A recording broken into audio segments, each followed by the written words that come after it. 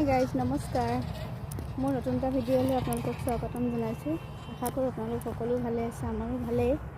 মই আহিছোঁ বৰ্তমান লখিমপুৰলৈ। মই পাইছোঁ এতিয়া শোণিতপুৰ জিলাৰ জামুগুৰি হাট। ইয়াতে ৰখিলোঁ। কাৰণটো হৈছে এয়া চব কি সুন্দৰ পৰিৱেশ। পথাৰখনত দেখিয়ে মানে ভাল লাগিলে, সেইকাৰণে ভাবিছোঁ ৰখি ভিডিঅ' এটা কৰি লওঁ, আপোনালোককো দেখাওঁ। ফুলটো মই চিনি পোৱা নাই, কি ফুল বাৰু এইটো? সঁচাকৈ খুব ধুনীয়া লাগিছে নহয় জানো?